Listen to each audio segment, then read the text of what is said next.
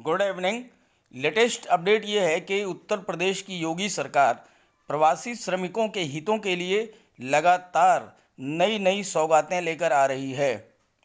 लगभग 32 लाख श्रमिकों की सुरक्षित ससम्मान वापसी हो चुकी है। अब समस्या इनके स्थानीय स्तर पर रोजगार उपलब्ध कराने की है। तो आइए देखते हैं कि उत्तर प्रदेश की योगी सरकार ने प्रवासी श्रमिकों के लिए कौन कौन सी योजनाएं बनाई हैं, उन्हें किन किन कल्याणकारी योजनाओं का लाभ मिलेगा और उनके लिए रोजगार की क्या व्यवस्था उत्तर प्रदेश सरकार के द्वारा की गई है। तो ये जानते हैं सारी न्यूज़ विस्तार से। लेकिन अगर आप मेरे चैनल पर पहली बार आए हैं तो प्लीज़ इसे सब्सक्राइब कर लीजिए, बेल आइकन प्रेस कर दीजिए और साथ ही साथ इस वीडियो को ज़्यादा से ज़्यादा लोगों तक शेयर कर दीजिए ताकि सभी को इसको जानकारी हो जाए और सभी को इसका लाभ मिल सके। तो चलिए वीडियो शुरू करते हैं। वीडियो शुरू करने से पहले मैं आप सभी से एक ज़रूरी बात शेयर करना चाहता हूँ।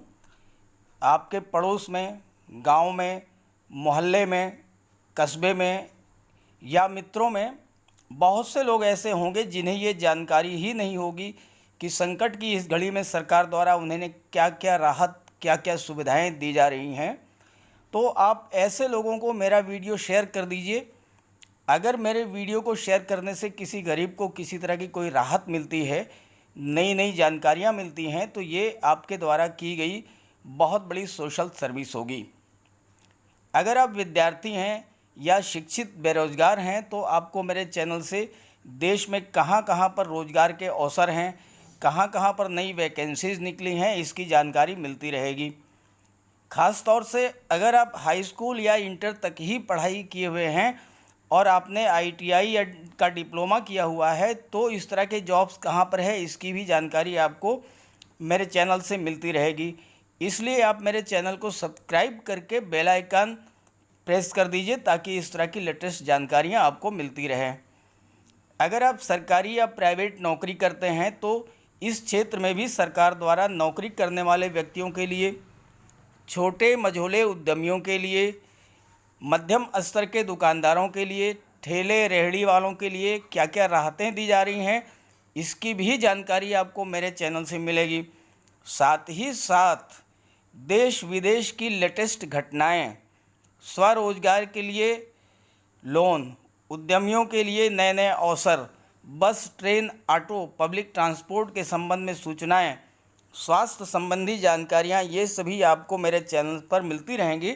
तो इसलिए मेरे चैनल को सब्सक्राइब कर लीजिए, बेल आइकन प्रेस कर दीजिए ताकि इसी तरह से लेटेस्ट अपडेट्स आपको मिलती रहें और इसे ज़्यादा से ज़्यादा शेयर करिए। तो चलिए वीडियो शुरू करते हैं। तो ये है latest update 6 June 2020 11:32 AM। Corona संकट के कारण दूसरे प्रदेशों में रह रहे श्रमिक कामगारों की वापसी उत्तर प्रदेश सरकार के लिए बहुत बड़ी चुनौती रही है। मुख्यमंत्री योगी आदित्यनाथ की पहल पर अब तक करीब 32 लाख श्रमिकों की सुरक्षित और ससम्मान वापसी हो चुकी है। अब ये सिलसिला थमता सा नज़र आ रहा है। अब सरकार के सामने दूसरी सबसे बड़ी चुनौती वापस आने वाले श्रमिकों को स्थानीय स्तर पर रोजगार उपलब्ध कराना है। तो आपको बता दें कि सरकार ने इस समस्या के हल की भी कार्ययोजना बना ली है। तो आइए देखते हैं कि उत्तर प्रदेश की योगी सरकार ने श्रम विभाग के माध्यम से श्रमिकों के लिए क्या क्या योजनाएं बनाई हैं और क्या क्या सौगात दी है।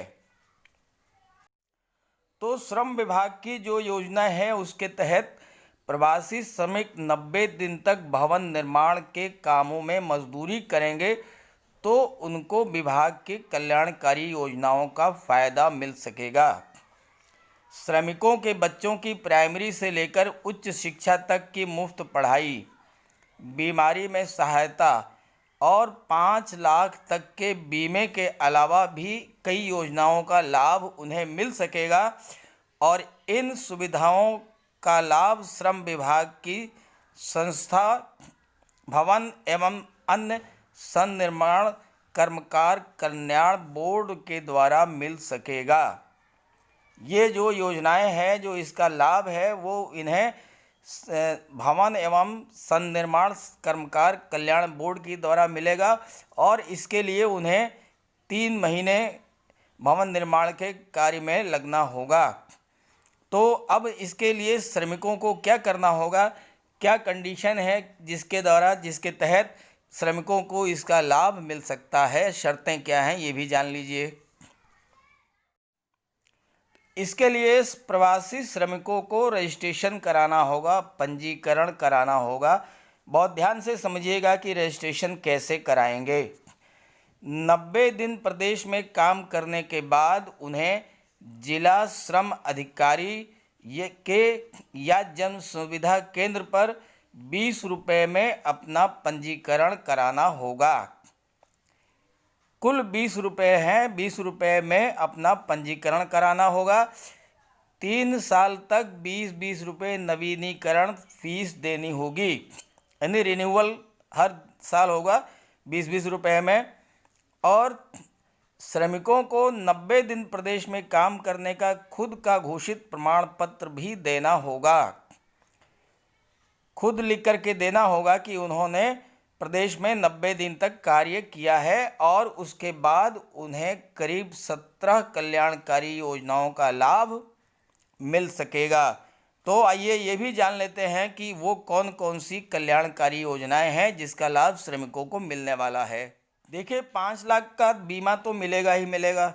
उसके साथ साथ पंजीकृत महिला श्रमिकों के संस्थागत प्रसव की दशा में निर्धारित 3 महीने का न्यूनतम 1000 रुपये मिलेगा। यानी अगर कोई महिला श्रमिक है और उसको डिलीवरी होती है, प्रसव होता है, तो 3 महीने का न्यूनतम वेतन 1000 रुपये मिलेगा। और पंजीकृत पुरुष श्रमिकों की पत्नियों को 6000 रुपये की राशि मिलेगी।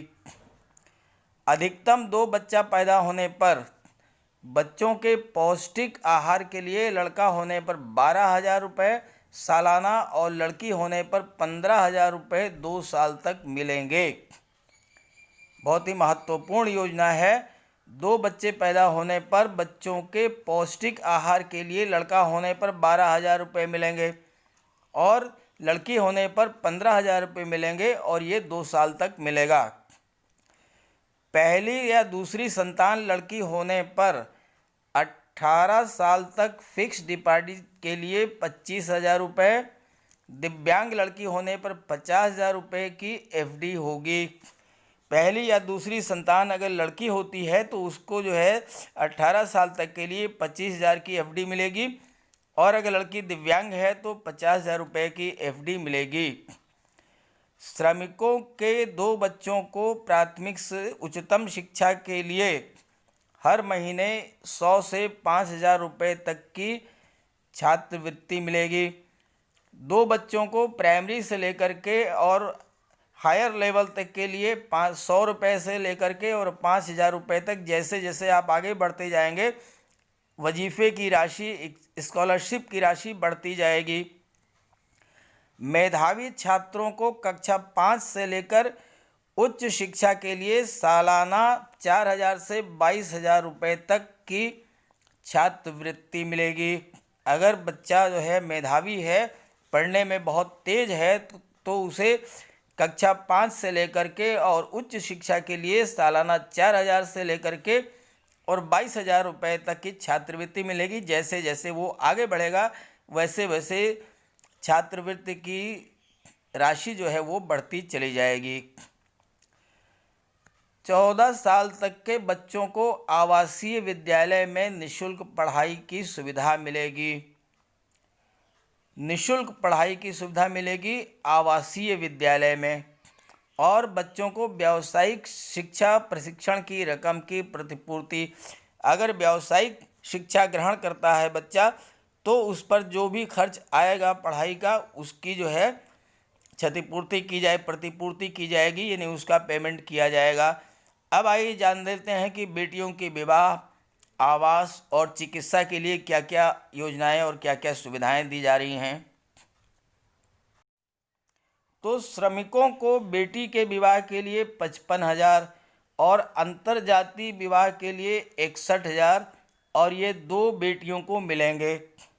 2 बेटियों तक 55,000 रुपये और अगर अंतर्जातीय विवाह करते हैं तो 61,000 रुपये। शौचालय के निर्माण के लिए 12,000 और आवास पर बिजली की सुविधा भी मिलेगी। आवास के लिए ज़मीन लेने पर मकान बनाने के लिए 1 लाख रुपए की आर्थिक मदद की जाएगी। अगर आप प्लाट खरीदते हैं तो उसके लिए 1 लाख रुपए की मदद की जाएगी श्रमिकों को, बशर्ते कि उन्होंने 20 रुपये में रजिस्ट्रेशन कराया हो विभाग में। चिकित्सा सुविधा के लिए 3,000 रुपये सालाना खाते में जमा होंगे और गंभीर बीमारी होने पर पूरा खर्चा जो है वो सरकार उठाएगी।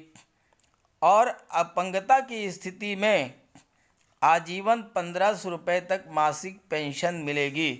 तो ये थी वो कल्याणकारी योजनाएं जो श्रमिकों को मिलने जा रही हैं, प्रवासी श्रमिकों को। तो आप इसे ज़्यादा से ज़्यादा लोगों तक शेयर कर दीजिए। आपके पड़ोस में, गांव में, कहीं भी जानकारी में कोई अगर प्रवासी श्रमिक है तो उसे इसकी जानकारी दीजिए। ये वीडियो उस तक शेयर कीजिए ताकि उसे भी ये जानकारी हो जाए। ये भी आपके द्वारा की गई बहुत बड़ी एक समाज सेवा होगी। तो प्लीज़ इस काम को कर डालिए। कम से कम इस वीडियो को ज़्यादा से ज़्यादा जो है शेयर ज़रूर कर दीजिए ताकि सभी को इसकी जानकारी हो जाए। Okay, thank you.